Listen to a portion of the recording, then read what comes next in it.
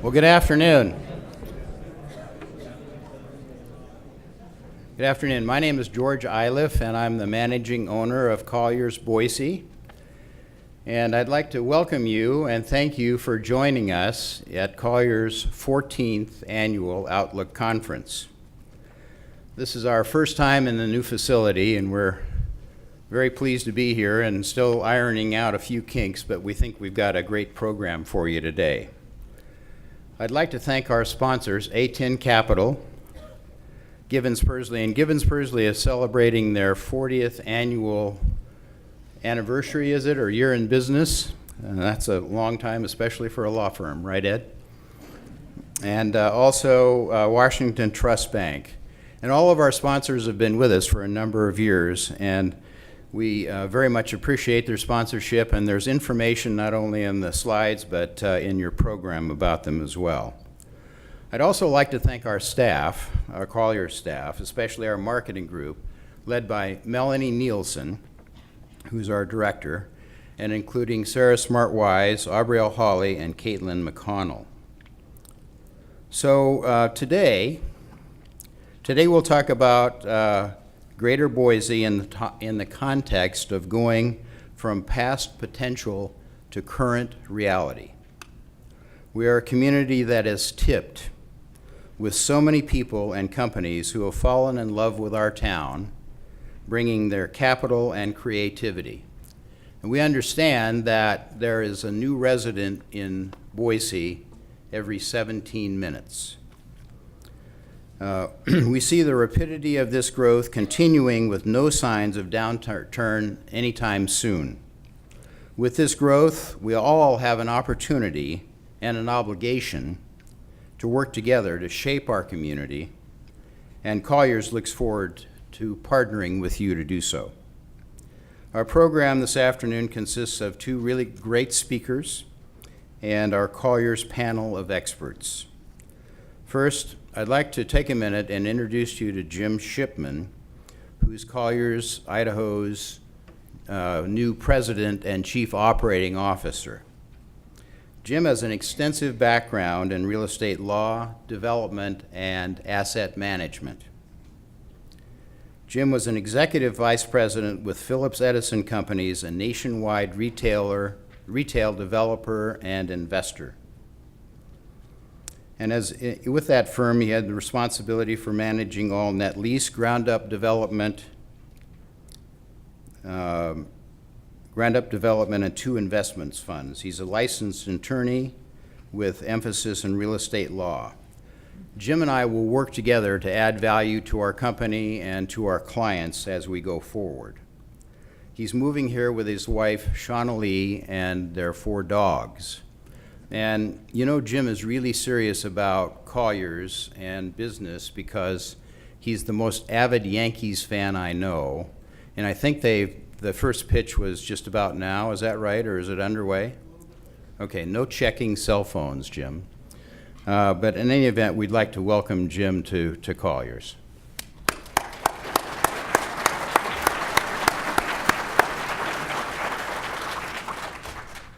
Now, our keynote speakers today are Angie Solanke and Rhonda Conger, and they will be followed by the Colliers panel led by Clay Anderson. So first, to introduce Angie. Angie brings 25 years of focused retail real estate experience to Colliers with capabilities in lifestyle, community, power center, neighborhood mixed use, retail, residential, and resort retail. She's a creative problem solver, and she becomes a stakeholder with national and international retailers.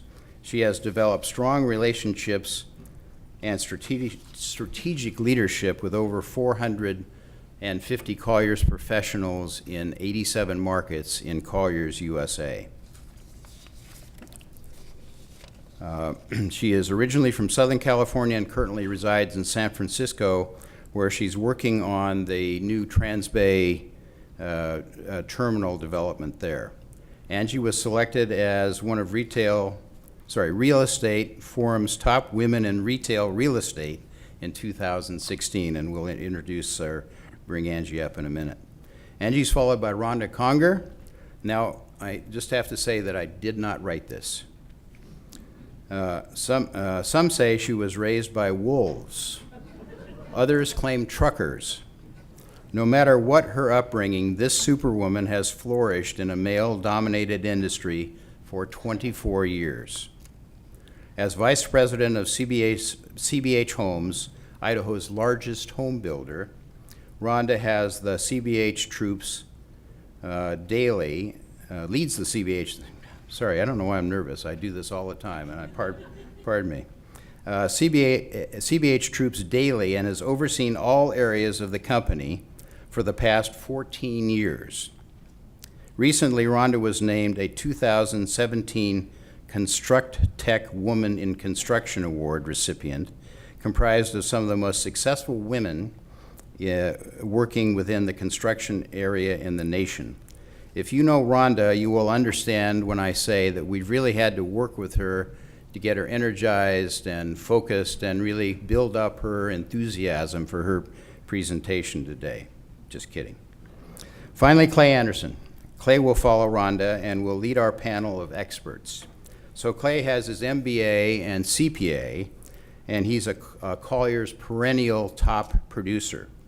He's achieved Colliers Everest Club status multiple times, which is 10% of the top 10% of the folks in Colliers in North America by revenue production.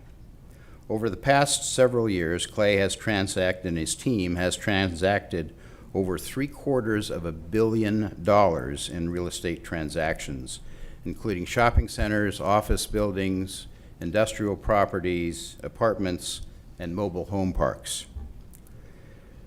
He's a leader in our office, and he's active in his church, where he served his mission in northern England in the early 90s. I often wonder how long it took for them to train Clay in the language department before they felt comfortable sending him off to England. So in any event, we're excited to have Clay speak to us as well. Now please help me welcome Angie.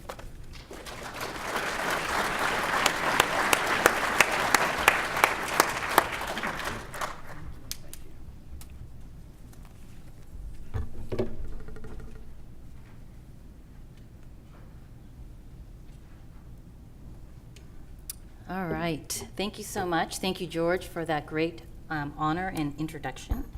I'm going to turn this one off. All right. Here we go. Can everyone hear me okay? All right, great. So again, thanks for having me here today. I'm in for the day, unfortunately. I didn't get a chance to stay and take a tour of the downtown Boise, Idaho area, but soon I will be back, and I'm honored to be here with amongst industry leaders as well as colleagues here from Colliers International. So, you know, one thing that I noticed when I arrive here at Boise is that it brings a sense of groundedness. And every day I sit and look at the daily fatigue of large cities, big data, and information that gets shared around me. And what I really learned from that is what I want to share with you today in terms of what we're seeing in the retail landscape as it relates to retailers, landlords, and the consumers and how they behave and what's changing the retail platform going forward.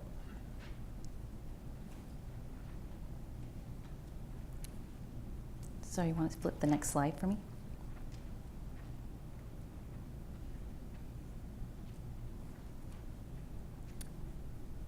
And one more, please. So I'm going to start off a little bit about capital markets. And you'll see from this slide here that, yes, there is some slowing down in terms of the retail sector. It is probably in its secondary kind of peak as it relates to primary markets as well as secondary markets. And as you can see from here, we're really seeing somewhat of a slowdown in terms of retail, but it's purely from a point of view of there's lack of supply. So what we're seeing today in overall transaction volume is that in the first half of 2017, we've seen a downtrend about 19% from 2016. And while these are meaningful declines, we're still seeing, thank you, investors bringing in investment capital flow to the marketplace. And so with that, we're seeing a momentum in terms of investment sales, and we're seeing it mostly in our primary markets, but we're also seeing it in a lot of the secondary markets. And as you can see from the next slide here, in our secondary markets, markets like Nashville, Denver, Austin, there's still growth. And that growth is purely because we're seeing demographic shifts. We're seeing higher income and strong demos that are occurring in a lot of these locations. And by that, we're also seeing retailers follow that trend. Where they're seeing demographics change, they're also seeing that there's an ability to open new locations, relocate, or close other sites. So where are we going with the future of retail? My expertise is not capital markets, so I'm going to actually skim through that piece as I just did. But where I really do focus on is shopping centers and how the tenant mix is pulled together, as well as consumer behaviors. If we look at the impact, there's quite a bit of impact that is occurring. A lot of it is not external crisis. We read in the headlines what's going on with retail. It's dying. It's going to explode. This nuclear effect will come to play. And that's definitely not the case. We are hearing headlines about Toys R Us and other large format big box retailers closing, but at the same token, we're also seeing retailers expanding, such as Home Goods under the TJX brand, and they just recently opened Home Sense, which is a smaller format. And so things of that nature are starting to really expand, and we're going to be seeing that growth continue throughout 2017 as well as 2018. A few factors that we're seeing is the large format retailers are actually going through their own right sizing. And what I mean by that is their portfolios are right sizing. So what we see today is before online came to play, basically you had a physical store to shop in, and that was kind of the traditional shopping pattern. So with online coming on board, the last 5 years, retailers are really starting to take taking a relook at their portfolio and basically looking at, okay, what can we do to start reducing the number of stores and become much more efficient, as well as optimize our sales per square foot. That's creating that balance between both online as well as offline. In addition to that, we're seeing consumers become extremely sensitive. They're disloyal, they're price conscious, and they're also have the ability to shop at many locations. So again, that dollar is starting to get stretched further and further. And then lastly, there's still this shift since the recession that behaviors have changed, because what we've seen is that everything is on sale. I don't know about you, but last time I walked by a Banana Republic store, I've always seen a 30 to 40 or 50% ad placed right outside of their storefront. That has not changed, and I'm not sure if it's going to change from the Gap's perspective. So right now we're seeing this change in consumer behaviors, where you have the ability to be at your house on the couch drinking a glass of wine and online shopping. So how are we going to react to some of this?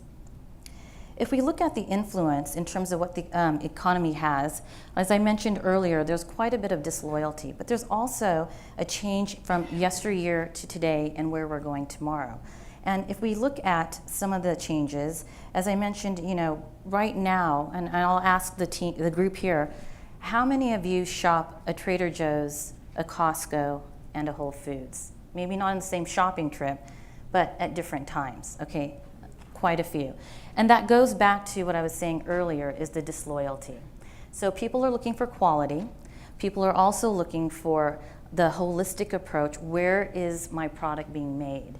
And give me those details. I want to understand it, every component, every piece. I want to make sure that the information that I'm getting is fully transparent. So because of that, people will tend to shop at different locations for different products.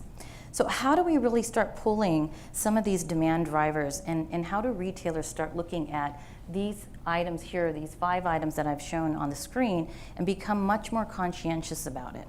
It's going to take some time, and I think a lot of it has to do with retailers educating themselves with a lot of the big data that you do or that they receive and that we also see, but taking that information and distilling it down to where it makes simple sense so they can then start engaging with the consumer.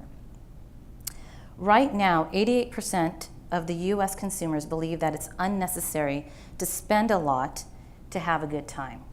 And so by that, you're looking at, let's throw events and parties at my house. Let's have people bring things in. So it's kind of a let's test, let's try, let's celebrate.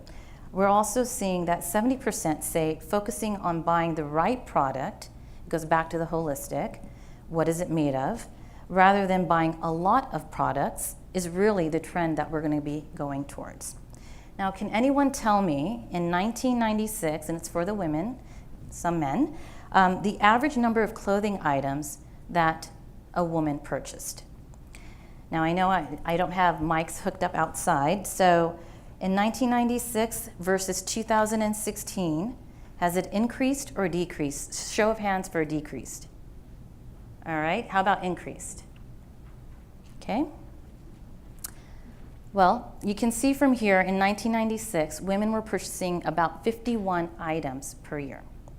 Today, or last year I should say, in 2016, it's dropped to closely to about 36 items. And I think it's because there's an oversaturation. There's also a mindset that we don't really need too much. I'd rather take that dollar and not buy a pair of shoes, but actually spend that traveling with friends, going out to dinner, or enjoying just an experience type of environment. And so what we're seeing right now is the average American woman has about 164 items of clothing in her closet, but she only wears 41 pieces. Okay, so please don't share that with my husband, but that is me. It's probably because I am in retail. But I think really what that really means is nationally, from a national perspective, that's 5.3 billion pieces of clothing, or $220 billion worth of clothing that's just sitting there. So I think people are starting to say, generationally, as well as those that are looking at the philosophy of being much more mindful and sustainable, that this trend will definitely change. And why is that important? It's important to landlords for various reasons, because looking at your tenant mix today is far different from the tenant mix from yesterday. And I'll show some stats trending around that, where people really want to be inspired. They want to look at a shopping center from a mixed use perspective, and that means mixed use not from product type of multifamily or office and retail, but tenant mix from non-traditional to traditional retail. If we look at the historical growth in terms of the different segments, you can see here, as I mentioned earlier, the recession has really changed the consumer mindset. So off-price definitely is one of the segments historically that has done extremely well. I think we're going to continue to see that trend, and I think you're going to see retailers really looking at how to capitalize on that trend as well. Dollar stores probably have read 3,000 locations of sites within the US. They hold quite a bit of real estate, as does Walmart. And then discount grocers. So in the discount grocery side, because of their the competition or the amount of real estate that they do have, that's another strong segment. And I will be sharing in a few minutes here, what has Amazon, or is there an Amazon effect against groceries? If we look at the retail spending growth by merchandising use, beauty, of course, is number one. And the reality is that we have a very growing aging population, as well as a growing younger population. And on both fronts, they are looking at how to remain beautiful, healthy, and live as long as they can, hopefully to enjoy what the future holds. But here are a few predictions. A lot of this is sourced by our third-party partner, Global Data. So as I mentioned here, beauty is going to top the list over the next 5 years. You're seeing that with Forever 21, where they've just released their new concept called Riley Rose. It's predominantly going to be in malls, but they're also taking those out, and they'll have storefront locations as well. Why is it easy for a Forever 21 to quickly change and move their model into another segment? A, they have a great supply chain. So they have distribution locations in place. They have warehousing. They have inventory. They have manpower. So the ability for them to actually cascade over into another retail segment is actually quite easy. Their margins are pretty strong, and they can maintain that health and growth going forward. If you look at the home retail, that's another segment that's actually increasing as well, and it's forecasted to increase over the next 5 years. And that's purely because, and hopefully Rhonda will share some of these same insights, is that we are in a housing demand, and there's still this demand and need for housing, and people like to purchase. And so with Pinterest and Instagram and who's posting what on Facebook, well, I want to go buy that new table. I'm interested in maybe buying a new lamp. So that's going to feed on itself, and I think social media has actually played a big role in those consumer behaviors. So you may ask, well, who are those declining stores? We all know who they may be, of course, some of the major department stores. And if we look here in this slide, you'll see that what I found quite unique is 3.4 million customers who frequented Macy's on a pretty regular basis have decided to flee. And if you look at the reasons why, again, it goes back to what I stated earlier, it's the success of the value formats. Not only that, it's also more traditional middle market operators that are seeing some of this success and growth. And therefore, they're basically seeing more sales per square foot. But again, as I mentioned, you're reading about, well, what is that Amazon effect? And as you can see from this chart, Amazon is taking a little bit of a bite. Of course, you cannot compete with Amazon online and the convenience and ease, but there's still, the physical store is quite important to retail and the growth of retail. So this leads us to the rising consumer demands and experiences.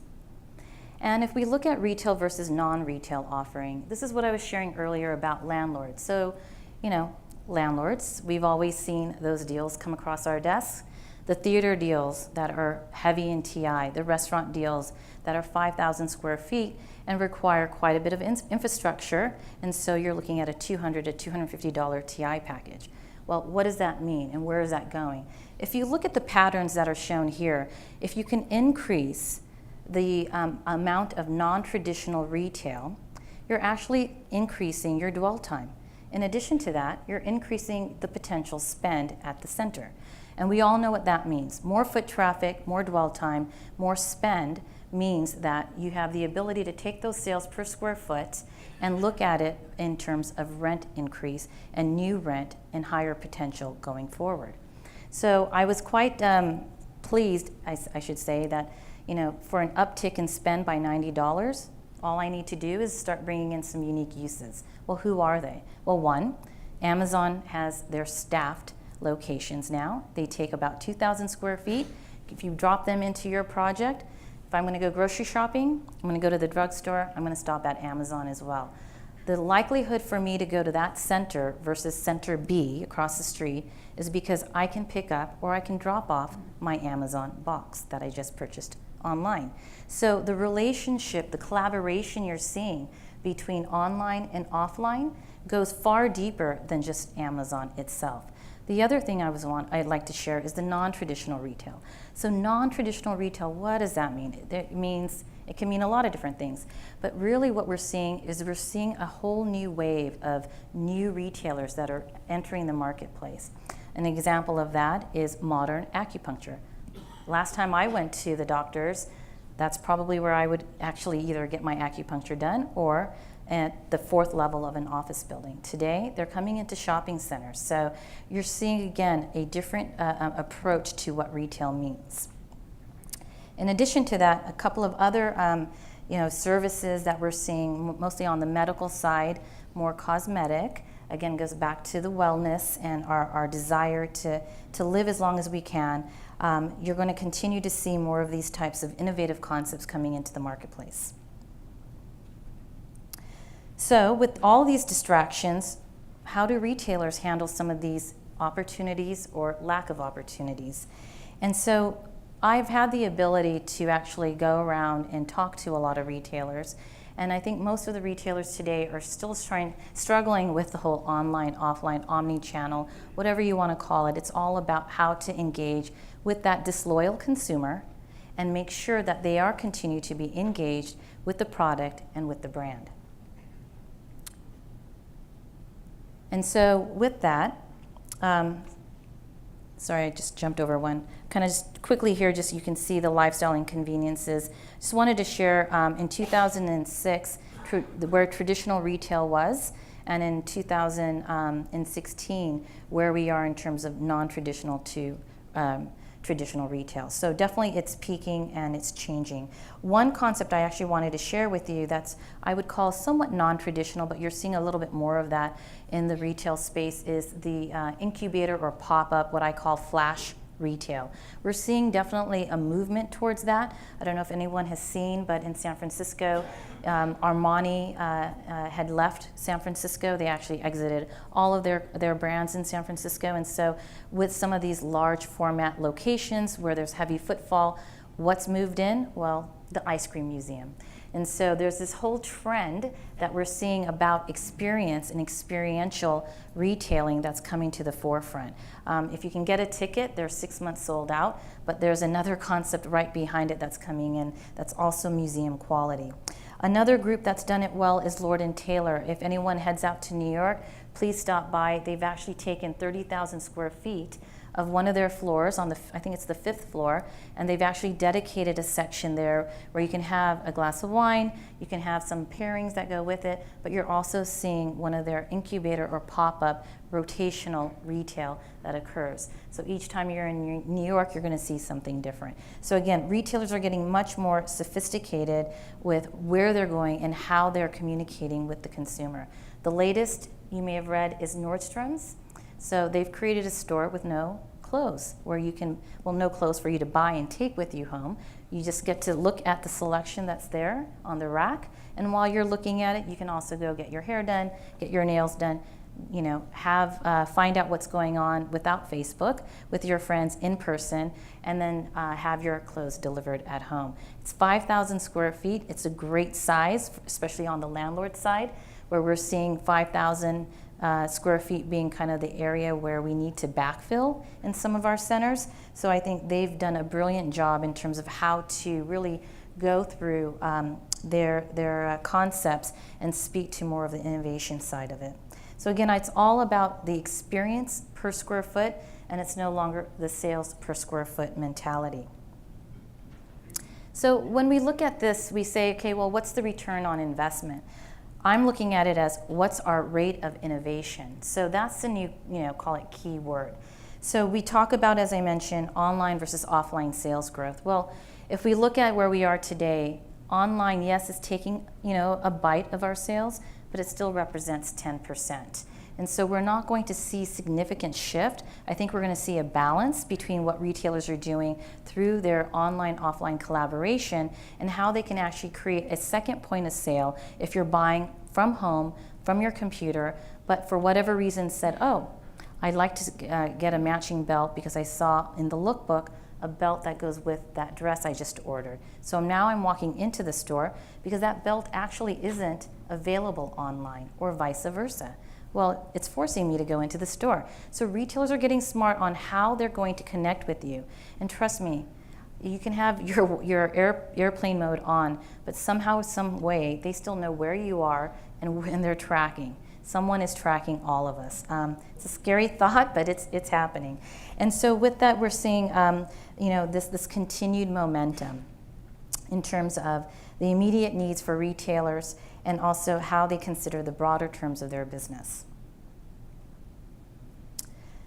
This was actually quite interesting. I worked with a few people within our office in the research department, and we talk about, again, Amazon, their recent purchase of Whole Foods. By the way, it's only 340 stores of Whole Foods, so it's not a big dent in the grocery segment. But if you look at online sales in the grocery segment in 2002, online grocery sales were close to 0 to 1%. Here we are in 2016, it's only shifted to 3 to 4%. So it's not that significant. So who are the key players? It's pretty evenly spread, 1/3, 1/3, 1/3. And of course, the key or usual suspects are going to be your Walmarts, your Costco's, Publix, Albertsons, Super Value. So not too much change, at least that we're forecasting right now, in the next 3 to 4 years. So who's in front in terms of the grocery? Well, I'm actually quite surprised with Walmart. They're doing a phenomenal job, just not only in their format of Walmart, but also their acquisitions. So Jet.com, as you know, that they purchased. ModCloth is another online that they've purchased. And what they're really trying to do is be somewhat disruptive, but in an innovative and fast-paced growth. But they're also staying true to some of their sites in a lot of their markets. Now, Walmart has 4,000 stores. They have a lot of real estate. They have the ability to test. Their latest test was actually in South Texas, where they partnered with Chobani. It's nice to see that Chobani's actually here local. But what they've done is Chobani actually did call it a flagship location, standalone storefront in New York, in Soho, but they've partnered with Walmart. And if you look at why, and you try to understand why, it goes back to some of the other slides I shared, which is consumers are becoming much more engaged with what they're eating, buying, shopping the product. They're also engaged with the brand and that brand element. If Walmart decided to not elevate and continue down the path of still being with, more of our more traditional QSRs, I won't name names, the Golden Arches, then it might be a different format. And so where I'm going with this is that they're trying to broaden their own audience and tap into what we call the millennials. And the physical storefront. So this is one of my favorite slides because see, retail and the stores and the physical stores are not dead. It's very important to see just pure sales numbers are really what's guiding us. $3.2 trillion have been spent in the physical store. So again, online, mobile, all the various channels that are out there are still growing, but to overpass 3.2 trillion is going to take quite a bit of time. And I think by that point we'll probably be, all, driving autonomous cars, or not driving autonomous cars, but in autonomous cars. So with that, just wanted to say thank you for your time. And thank you to Colliers International and George and Jim for having me and hosting me. And to just give you a quick, 2-second overview, Colliers from a retail perspective, quite strong. We have 485 retail professionals in the US. Very proud of working with all of them. There's a few folks here, Brooke, who will be speaking here shortly. But also if you want to learn more about our insights, our thought leadership pieces, or any market insights specific to where you're investing, please check us out on Colliers.com for our retail splash page, but also our knowledge leader where we have a lot of this great data that you've seen today, as well as our blog posts from a lot of the retail professionals within Colliers. And with that, I'm going to hand this over to Rhonda.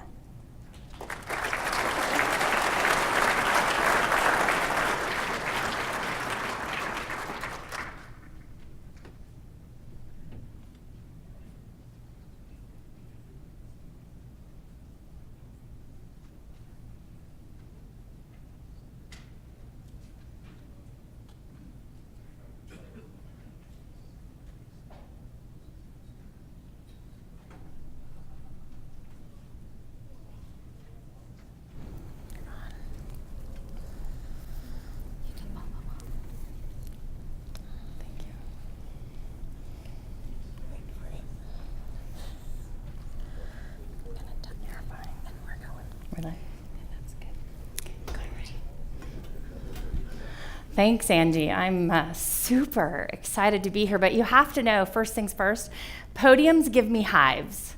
So I won't be standing up there. I'm a fairly passionate and caffeinated person.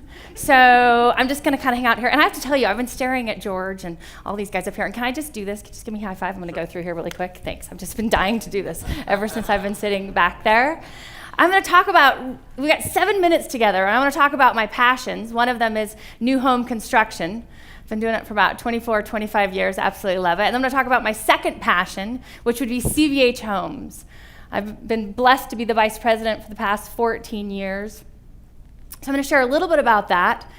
And then I'm going to talk about the challenges, and I call them opportunities as well, with new home construction today. And I'm sure that commercial is probably feeling some of the same things that we're feeling. And then I'm going to go into the future. I love the future of new home construction. I love where we're going, right? That's what really, really gets me excited. I'm going to talk about Warren Buffett a little bit. He's fairly exciting.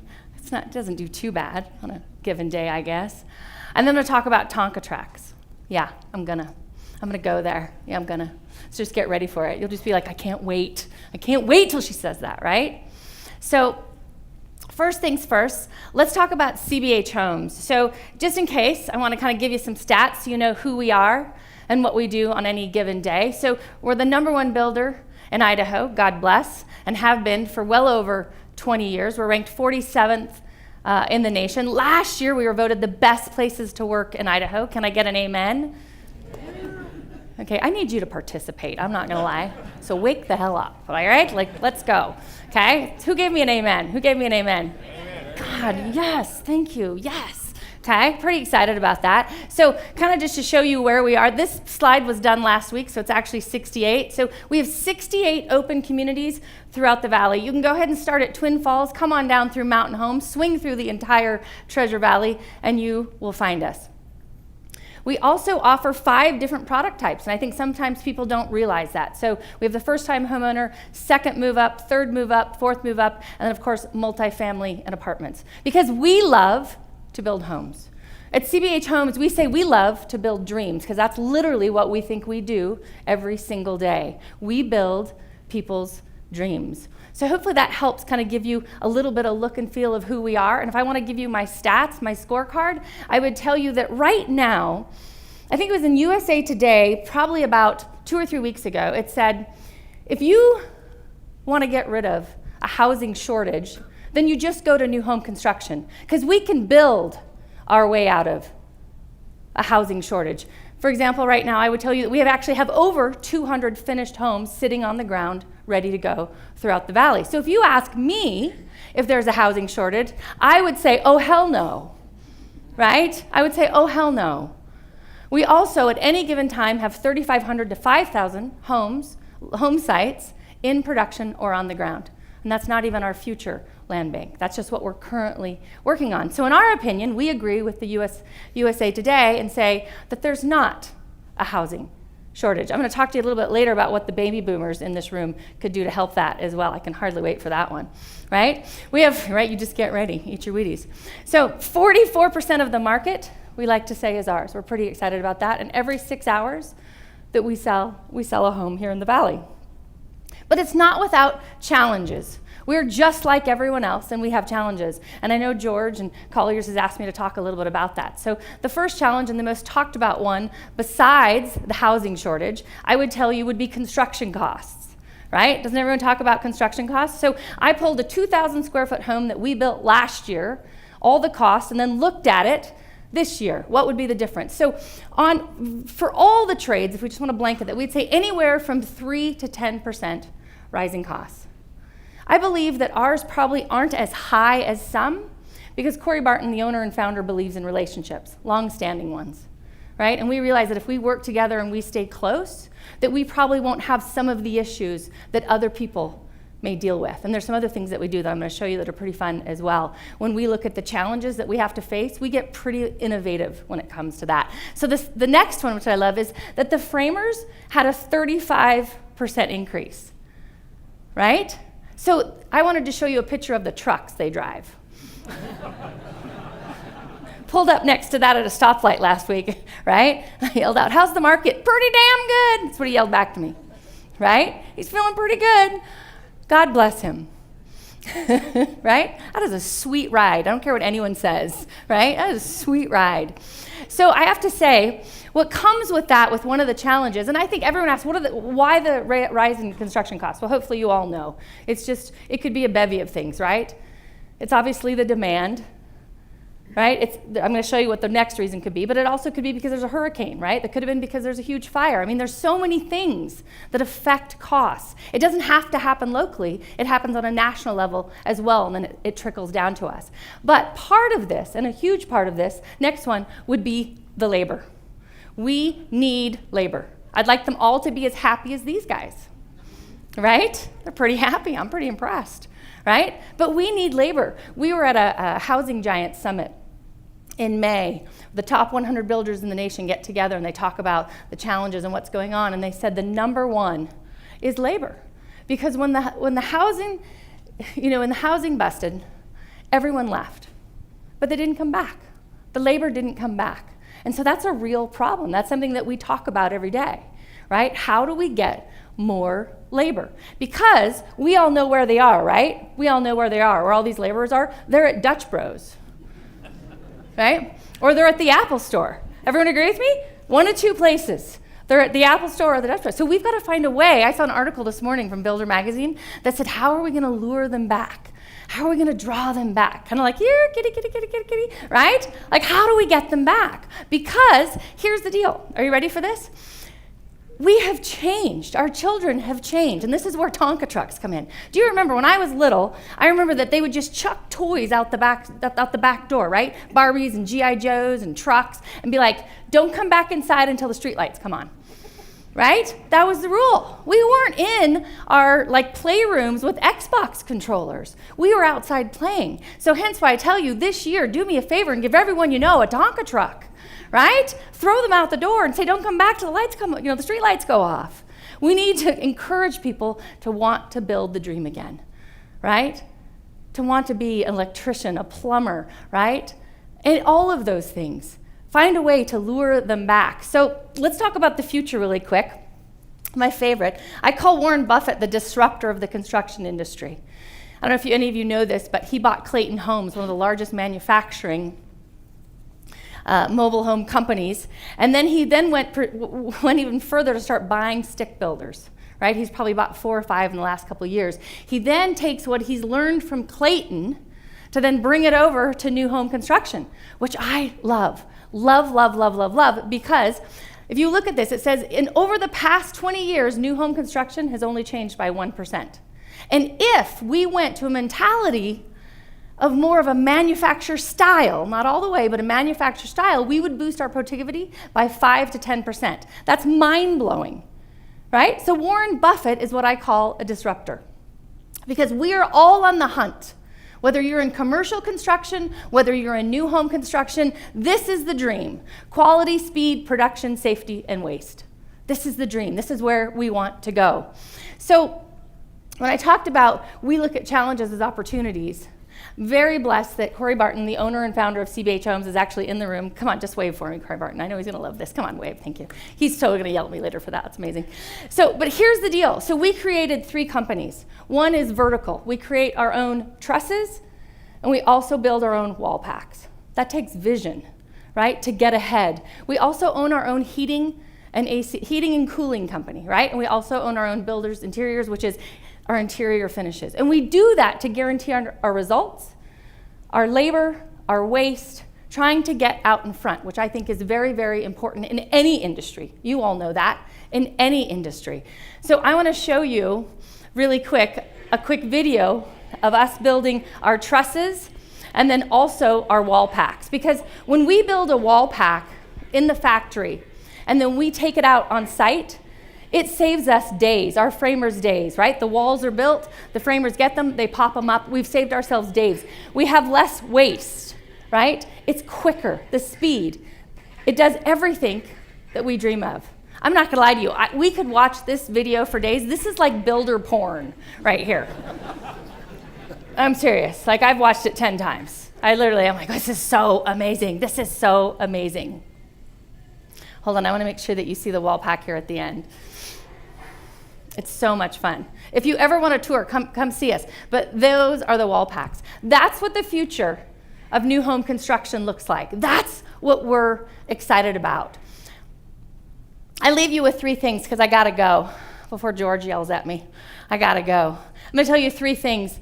The other article on the USA Home Today said that the other thing that could help the housing industry today and the housing demand and the housing shortage is if the baby boomers would sell their homes. So can you raise your hand if you're a baby boomer? They're telling me that you're sitting on your houses and you're not moving. And you're harboring millennials in your basement.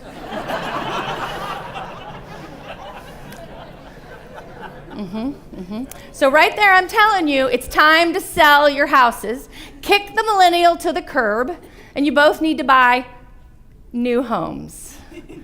Simple math. And then I leave you with, please give more Tonka trucks this year, and let's get people back into building the dreams, because we need them. I give a huge thank you to George, to the Colliers team, to my buddy Scott here, and I loved listening to Anja, and I'm excited to be a part of this. Thanks so much.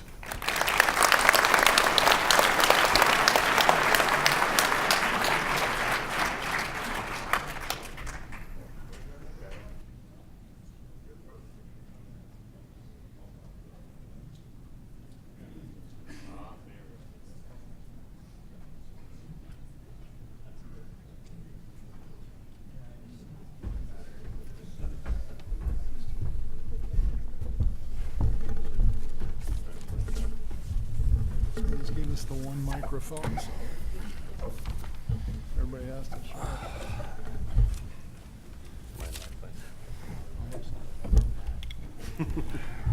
No problem. Thank you. Tough act to follow. Yeah. Okay, mic check, mic check. That is a tough act to follow. Feels like a mix between a motivational speech and some good information. So I'm excited to go do something. I don't know, build a home or I'm not a wall pack. Yeah. I'm not ready to buy a truck yet, but George shared that he was a little nervous. It reminded me of years ago I had to speak in a public forum, and I had the flu before, and I kept thinking, I can't go. I need to call it off. And then I thought, they're relying on me. The kids are hoping I'll be there. So I went, but before I left, I was really sick and I had the chills, so I wasn't thinking very clearly. So I put a sweatsuit underneath my suit. And I was thinner then, so it fit. It didn't look bad. But then, of course, as I was the next speaker getting up, I realized my fever broke.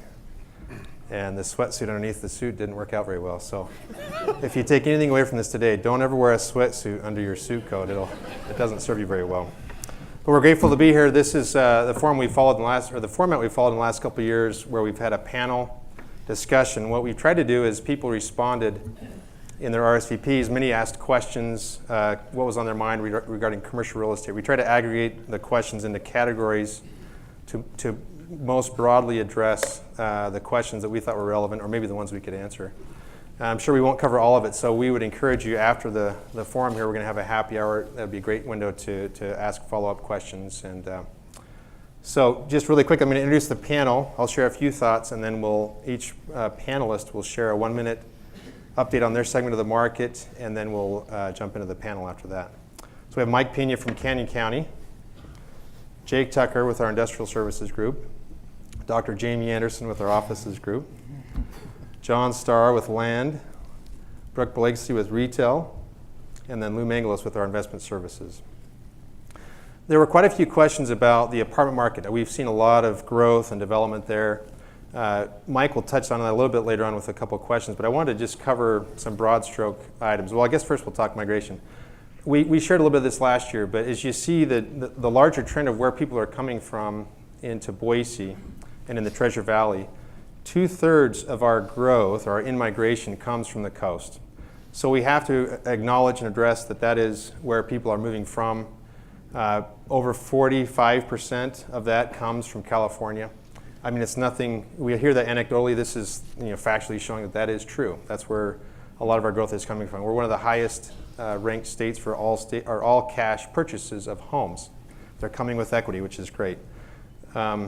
We'll go to the next slide, and we'll talk a bit about multifamily. So we're seeing a lot of growth. I just want to capture the last 6 years. The graph on the left shows the number of units in the market, so you can see the climb each year as we've added units to the market.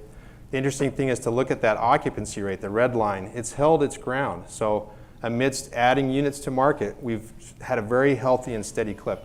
You talk to any apartment developer, and if you're above 94, 95%, they want to build. So in the face of all the building we've occurred so far, it's held its ground. As well, the graph on the right shows that the rental rate per foot has increased quite a bit over the last 6 years. Again, despite the rental rate growth, the number of units added, our occupancy has held very steady at a above healthy average of 96, 97%. Again, there's another slide. Just percentage-wise, we see the trend of number of units added, and again, that occupancy has held its ground. So that side of the market today is very healthy, very strong. And I think we'll jump now into the panel. We'll start with Mike, and then we'll carry on down the line. Thanks, Clay. I'm going to talk a little bit about Canyon County. We continue to have stability in all market segments right now for 2017, and most of that's being driven by the strong industrial market. We've had strong industrial sales and leasing activity. Vacancy has come down from 2.5 to just over 2% over the last year. There's been some spec building in 2017, however, it's not been enough to meet current demands. Increased labor costs and material costs continue to put increased pricing pressure on sales and on leasing rates. Existing buildings have increased from 42 to 49 cents per square foot triple net, and new construction prices are coming in at 55 to 60% or 60 cents triple net per square foot. Additionally, we're starting to see some activity in industrial lot sales and new development for industrial parks. Downtown Napa and Caldwell continue to see activity by qualified investors looking at redeveloping retail and also adding urban apartments. The multifamily market in Canyon County remains strong with vacancy at 3.6%.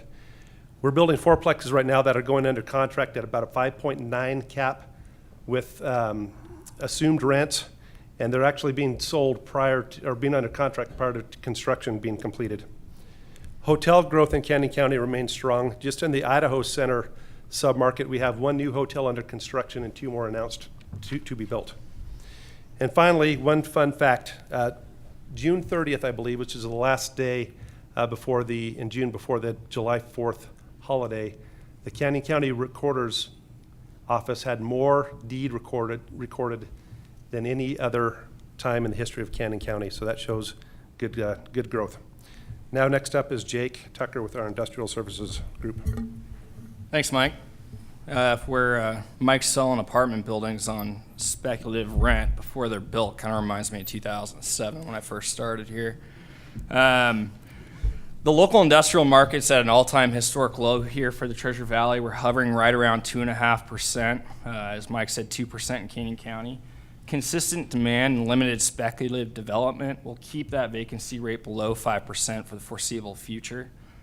Lack of entitled industrial subdivisions and a less than favorable construction environment will hinder the growth of the Treasure Valley industrial market for the next 12 months and also be the biggest barrier to entry for prospective new developers.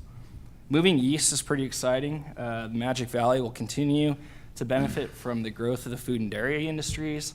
And then further east, eastern Idaho is poised for an industrial renaissance with a new interchange announced at I-15 and Siphon Road in Chubbuck and Pocatello, which local community leaders are predicting could double the size of those communities once that project's underway here in 2018.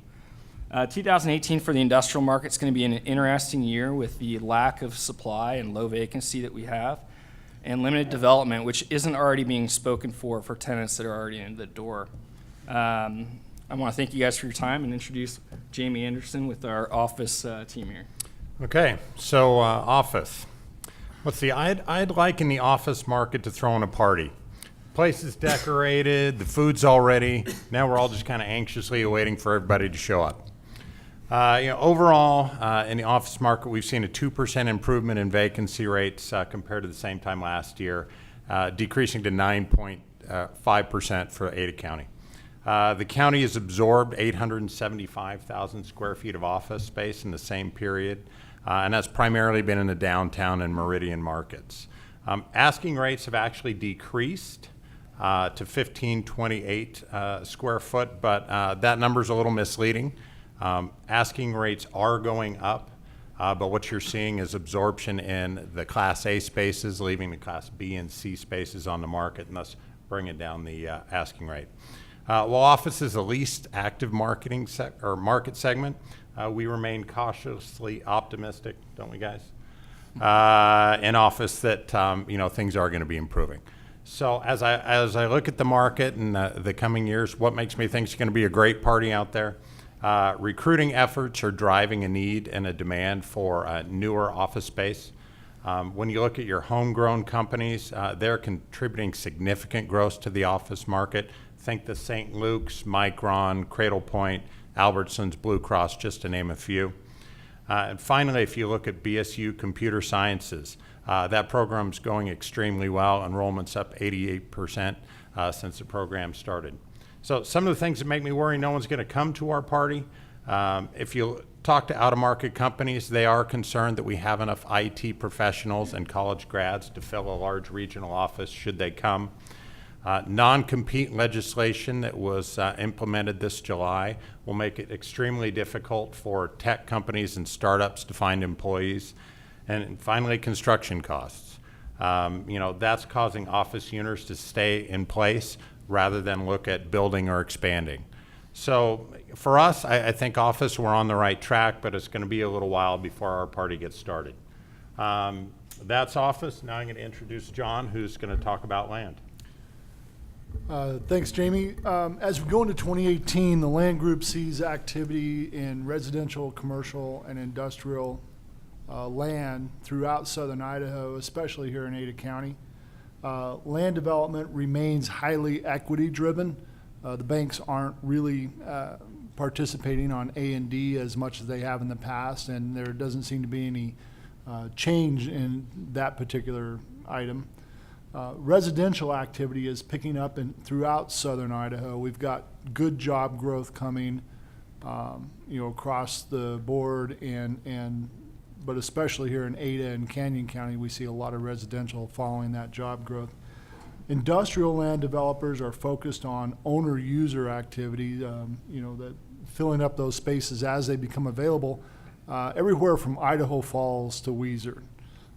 Retail land, we're not seeing a lot of new retail projects coming online, so retail is really focused on those few available pad sites, and especially in North Meridian. And I just want to make a note real quick that we've seen $2.5 billion in new permits so far in 2016, and we really expect to see more of that. In 2017. We expect to see more than that here in the coming year. Population and job growth really are driving what we're seeing in the land market right now, and it's driving it throughout southern Idaho, especially here in the Treasure Valley. And now, Brooke. Thank you. First of all, I'd like to say thanks, Angie. You really did a good job of kind of summing up where retail is, and Boise is mirroring the national markets. We are seeing slowdown in leasing and some of the other disciplines as we get through 2017. But about the Boise market, the retail vacancy rates in the various submarkets are around 7%, except for the West Bench area, which includes the mall out to about 5 Mile. And in this area, you have an abundance of vacant big boxes, so that vacancy rate is up around 14%. Anecdotally, if we took out the vacant big boxes in all the trade areas, I think the actual rental vacancy rate would be about 4.5%. And we predict, like just about everybody else, 2018 we'll see more vacancy in that big box category. Shop space is harder to come by. Little new spaces coming online versus the demand.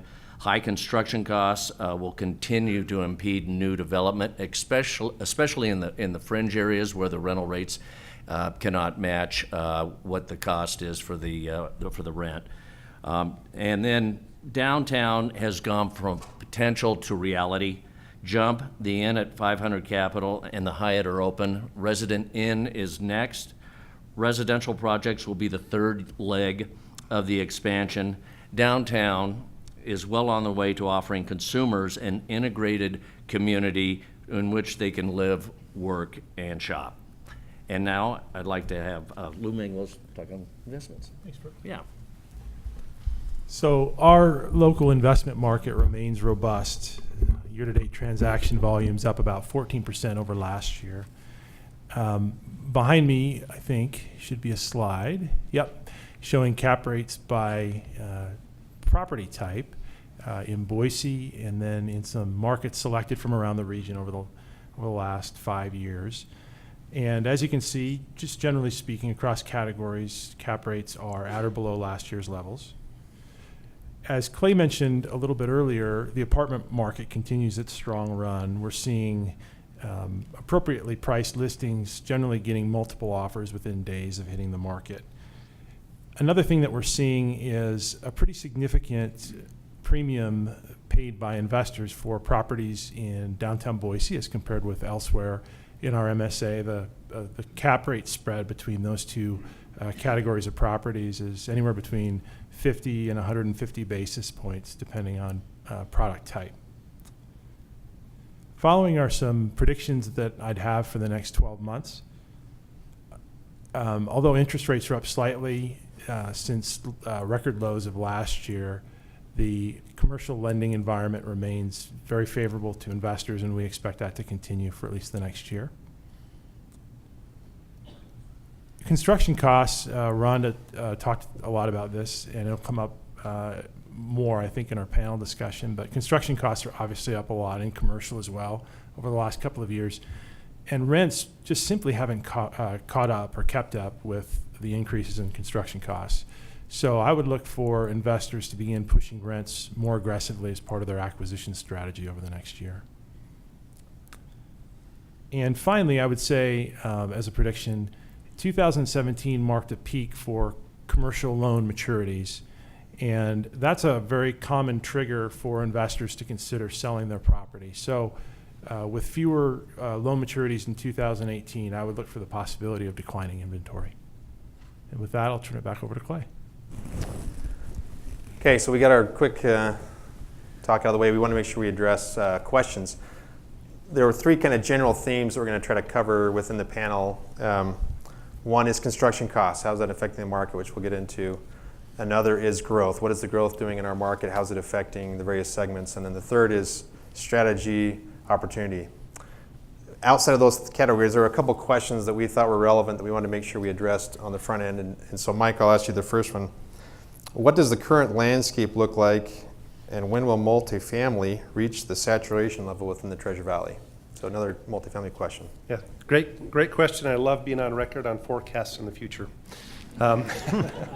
So currently, blended rate throughout the Treasure Valley, we're about 3.65% vacancy for multifamily. The latest data that I've seen, we're looking at probably pushing that to about 5% over the next 12 to 18 months. And then by 2020, we're forecasting to be close to about 7% vacancy. Once developers see that we're hitting that 5%, we're going to see a pullback in new projects. And that from that 5 to 7%, we're all going to start to see some concessions on landlords trying to get new tenants to fill up their projects.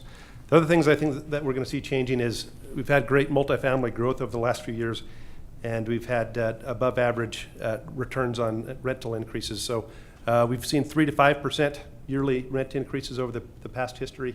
Once we reach that 5 to 7%, I think it's going to get tapped down to more of a traditional return of that 2 to 2.5% increases on the rental rates per year.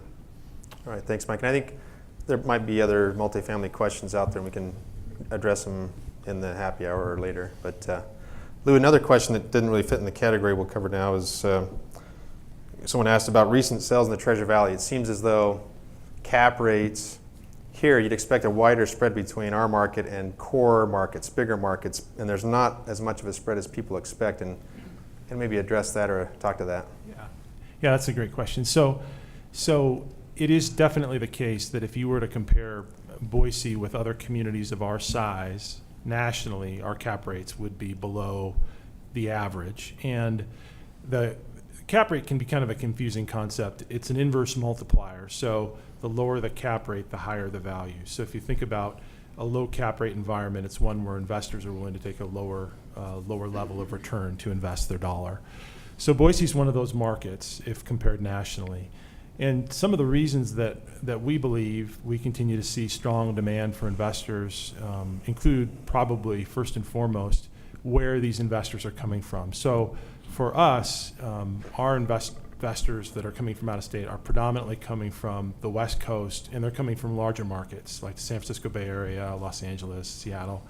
And all of those markets have in common lower cap rates even than Boise. So Boise offers relative value to those investors. So that's probably the most important factor that we're seeing.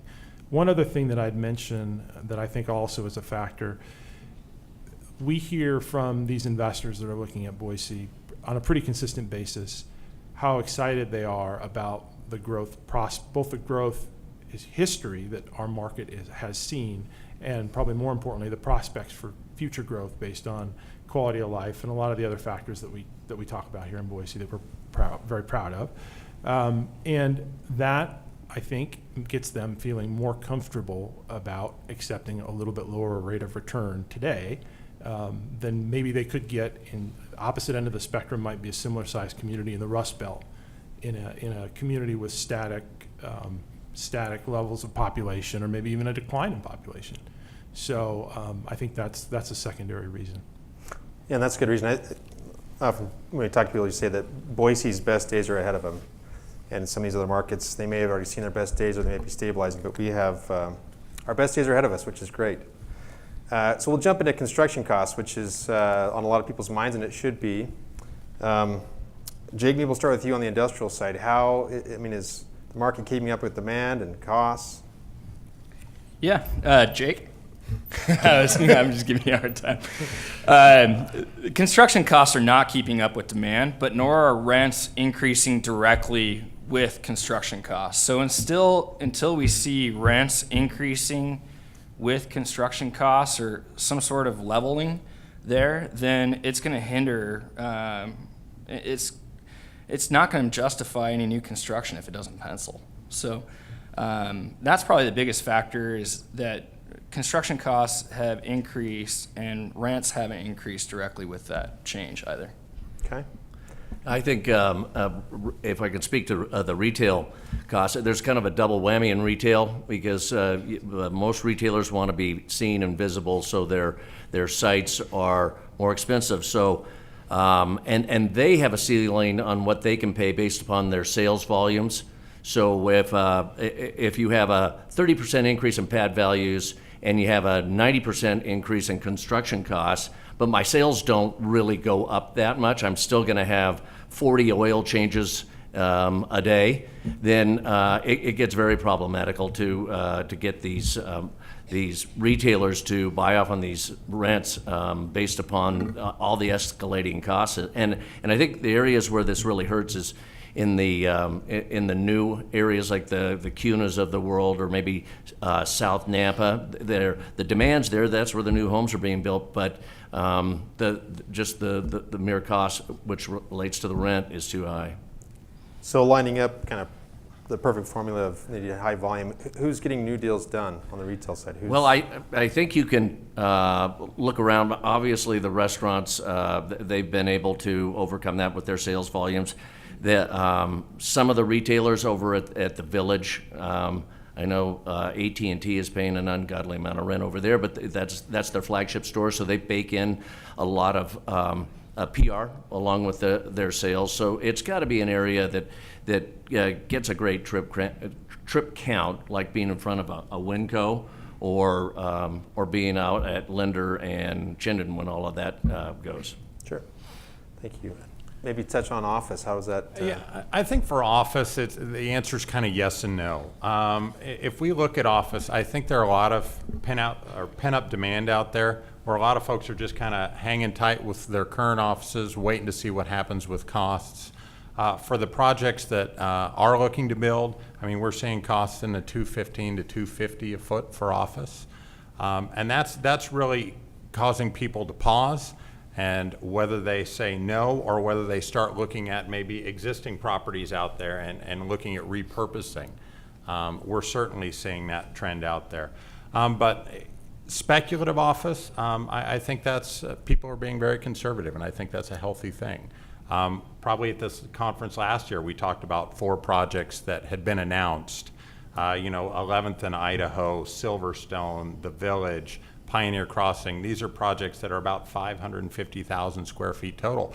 And they're on pause waiting for a larger tenant before they come out of the ground. So I think that's a healthy growth. Hopefully with that balance in place, we'll start to see rental rates tick up, because obviously they need to support those costs.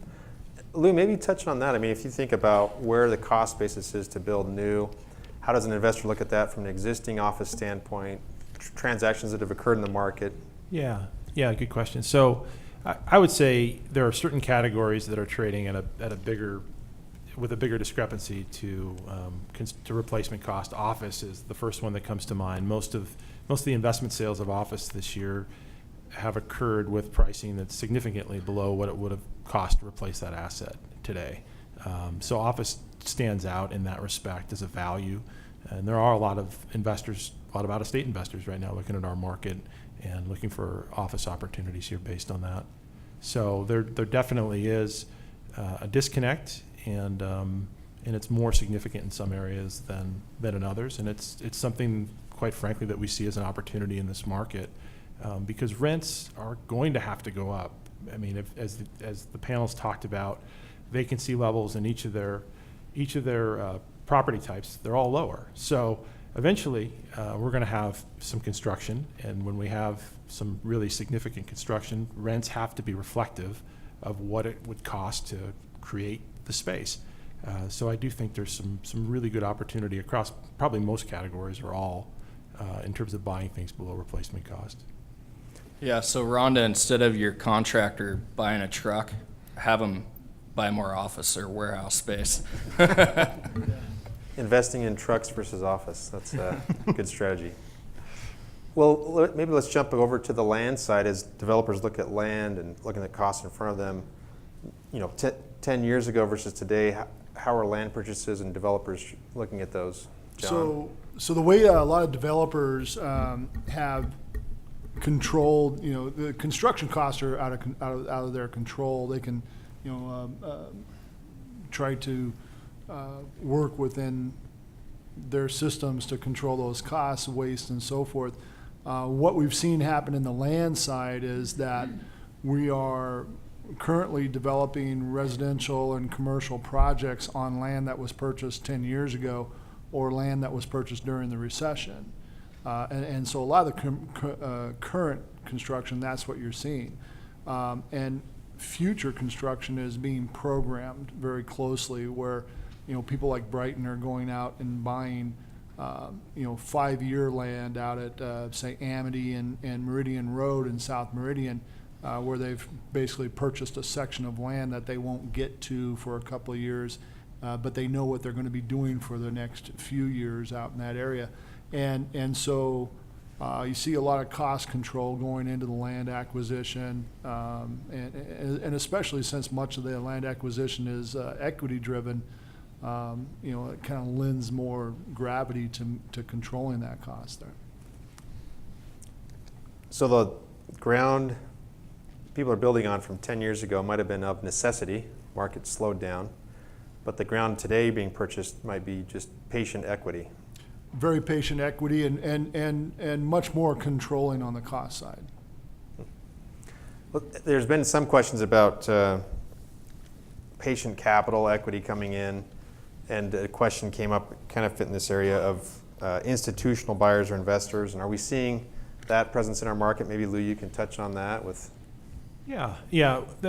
So I would say, just generally speaking, we are not seeing a dramatic increase or a significant increase in traffic from institutional investors. And examples of those would be a REIT or a large platform private equity fund. Now, there are assets in our market that are owned by those types of investors. A couple of examples would be Boise Town Square Mall is owned by a REIT. Washington Group Plaza is currently owned by a REIT, or a REIT that's based in Canada. And so, there are a few. Those happen to be two of the largest assets in our entire market from a commercial real estate standpoint. So it points out the reason why there are few buyers in that category that are looking at Boise. We're just not big enough yet. When you get to the size of a Salt Lake, which is just sort of on the cusp, or Portland, that's when you start to see more consistent demand from institutional investors. So we're not on the radar of most of them yet. I would say one notable exception to that over the last couple of years would be within the medical office arena, where we've seen a couple of acquisitions by institutional investors in our market in the last couple of years in medical office, and we've got a few others that are circling right now. Okay, thank you. Well, we'll jump into the category of growth as we talk about how our market's growing and expanding, and George shared the number of people moving here every hour, and if you've ever been to the DMV, you know that's true.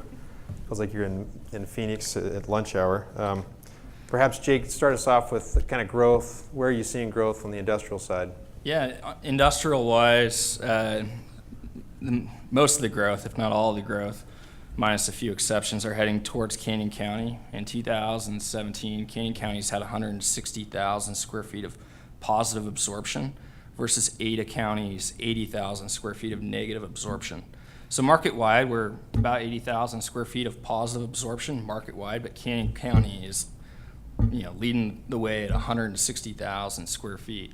That has a lot to do with developments in North Nampa. The Van Auker Company has built a few buildings over there, and then also some great success in Sky Ranch Business Park in Caldwell, which Mike has a little bit more insight on that for. Yeah, a lot of that growth in Sky Ranch, I have to give the credit to the city of Caldwell. They acquired a lot of land, I think around 40 acres or so, during the recession from the developer at, frankly, below development costs, because they were fully improved lots. And what they did is they held on that land, and they were able to sell it to new developers and companies that are coming in at that same price point, at the recession price point. And that has really spurred a lot of growth in Sky Ranch, and I think we're going to see some really neat projects coming to fruition over the next year or so. Good. Yeah, I think, as John shared earlier, building on subsidized lots from the home side as well, that goes away, just one more added element of cost for sure. So we kind of talked east to west, even further west. John, you'd had some insights as we talked earlier about Ontario. Maybe share some of that with the growth. We talk about the MSA and Boise, Meridian, and so forth. Meridian is now the number 2 population city in the state at 95,000. They'll be at 100,000 by this time next year, or over 100,000 next year. Nampa is 91,000 this year. The Treasure Valley itself, Weiser to Mountain Home, is 750,000 people. The state of Oregon just dedicated a $26 million transportation project over there in Ontario to build a transloading facility for transloading commodities, fresh produce, aggregate, what have you. That is an asset. That's a $26 million investment in our valley that's coming from the Oregon Governor's office, and we say thank you. While we're really seeing so much growth going on here, you can't forget that there's we are part of a bigger region that's seeing a lot of investment.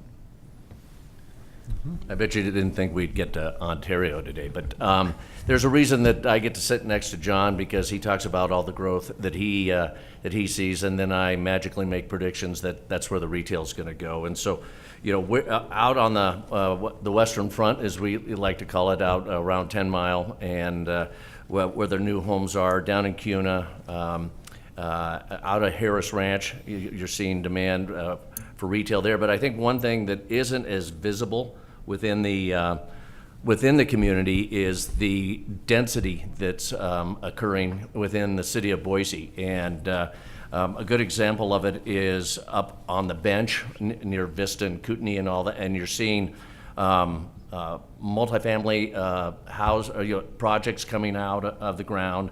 You're seeing projects up in the north end. I know there's going to be one on the former Baird site. So this is kind of something that you don't really notice, and then 10 years down the line, there's this density that's occurred, and so it's not just in the suburbs. And as we all know, more and more people want to live closer to where they work, and they want to be able to go out their front door and have some fun. So I think that kind of growth is also taking place, but it's not as visible. Yeah, there's some good info. Mike, you had something? Yeah, we're talking about future growth that's needed for Canyon County. Obviously, the important thing is we got to get some more industrial space. Additionally, we need to have support for our agribusinesses. Not many people realize that Canyon County does over $500 million a year just in ag exports. That's huge for the Treasure Valley. To me, that's the short-term things that need to happen for growth, but long-term, it's really critical that we continue to look at secondary education, particularly with College of Western Idaho, which is based out of Nampa. We have over 90 acres of green fields next to that campus, and a tremendous demand for low-cost, affordable secondary education. It's critical that we get a new health science building built there in the next couple of years. I think we're hopefully going to see a bond come out and get that passed. CWI is only 9 years old, and we have over 24,000 students there. And at the current projected rates, there's probably going to be more students than any other secondary institution in Idaho. Key driver for good jobs, Heartland RV, Matern, all of those industrial companies that come here really depend on having a good community college to educate our workers. So as a community, we've got to really support education. Yeah, I was pitching on Mike before because College of Western Idaho's bought that ground on the west end, and think of that as kind of the new hub. But he's a strong defender of Canyon County, and they have a lot of capital at stake out there, and they've got a great core there. So that's good to kind of reiterate here. So thank you. As we think about construction costs, growth, Jamie, on the office side, what kind of are we seeing larger tenants coming into the market? Are we seeing growth there? And that's probably where I came up with my theme was kind of we're waiting for the party to start. We are starting to see some tenants enter the market, but I think it's going to be a little bit slower than we want. Certainly we've had some wins, Jelly, Paylocity, but I think it's going to take a couple of years to really see some folks enter the market. Currently, if you look at us, we're a sweet spot for back office and call centers. That's because our costs are low. Idahoans are just sweet as anything on the phone, and we don't have any accents. So, that's going to remain. When I look at what's going to cause things to trickle a little bit more, I already mentioned college grads and IT professionals. A couple other bigger issues, wage disparity. We talk about our quality of life as just being spectacular. Well, when somebody in the Bay Area or another market is looking at Boise and they're going to make maybe 20, 35% less, all of a sudden, their quality of life where there is pretty good. Another thing that I was talking to some of the recruiters down below us yesterday, and another thing is just size of market. I think Lou mentioned this. If you're a tech professional and you're looking to come to a community, you're not concerned about just your first job. You're concerned about where you're going to go on job number 2 or job number 3 if that doesn't work out. And that's where these folks are maybe a little bit concerned and might consider an Austin or a Boulder compared to a Boise. So I think things are going well, but I think it's just going to be a little bit longer process. And one thing I do want to mention, you guys can go home and Google this, House Bill 487.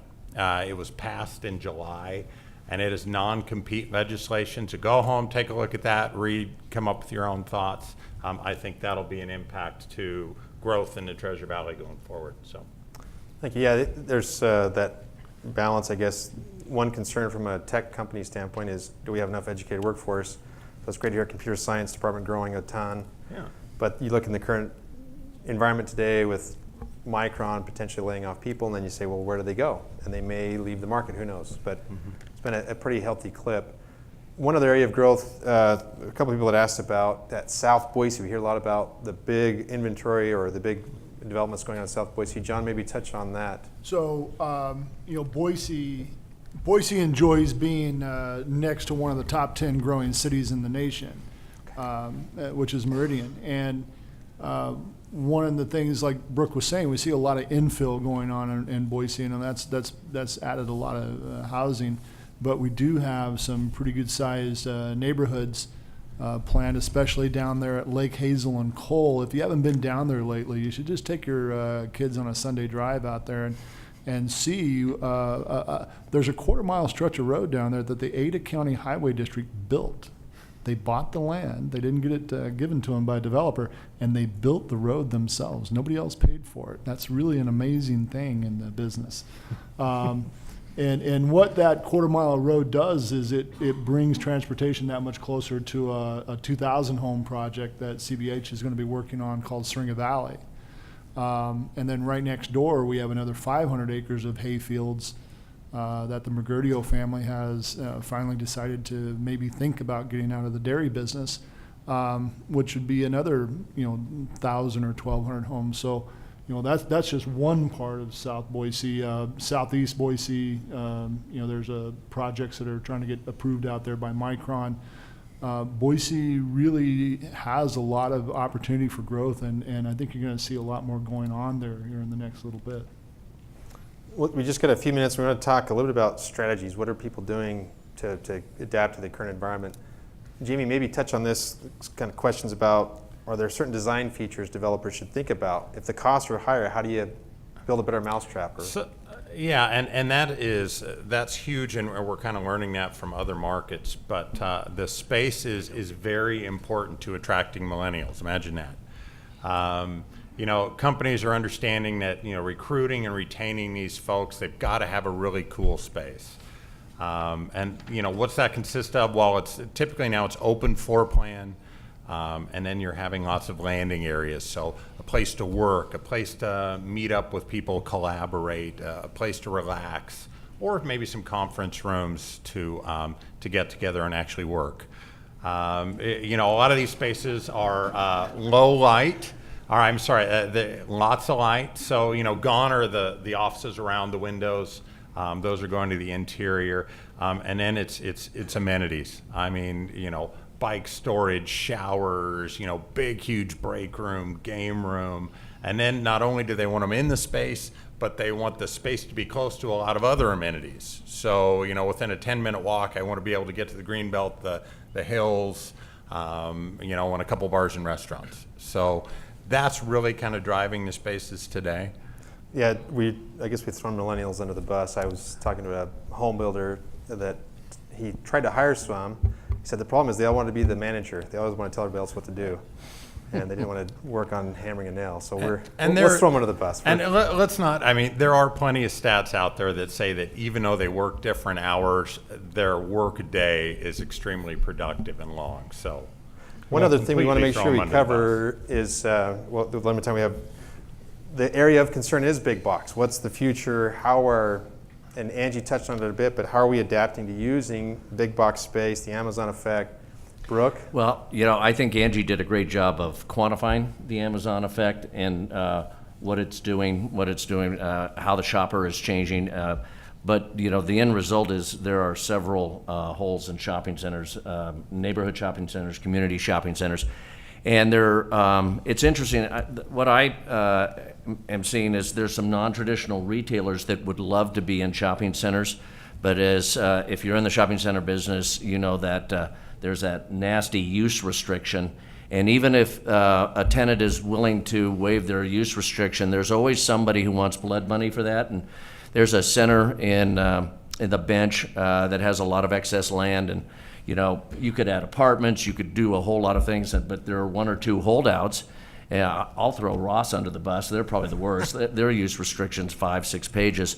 So I think shopping centers can change. That use restriction issue has to be addressed. And then on the bigger boxes, there's a lot of interesting things going on. And there are people from out of the state. They're coming in. They're kind of cataloging where these vacancies are. And I think you'll see some pretty interesting front-back mixed use come out of those centers. So it's interesting. It's interesting. I was going to say one quick thing. A big box retail store kind of reminds me of a warehouse, close to homes. That's funny. And guess what? Oh, well, the last thing we didn't talk about is there's a race for the last mile. And if you don't know what that is, that's getting the product after you've ordered it online to the person's front porch. And that's the race that everybody's trying to race for. So surprise, surprise, your big box retail that's vacant, that looks like a warehouse, is around what? Rooftops. So don't be surprised if that starts occurring. Maybe not here first, but it makes a lot of sense. All right, well, that concludes our panel. We didn't nearly address all the questions that were brought up, but we encourage you in the happy hour to come across. George is going to close out with a few comments, and then after that, we'll roll into the happy hour. Short, very short. George is always between us and a cocktail. Well, thank you very much. No. Hello?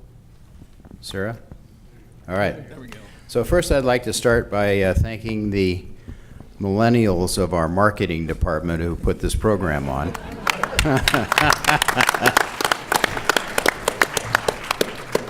Secondly, I now know why I've been nervous, because I've just got to go to the restroom afterward and get the sweatshirt off.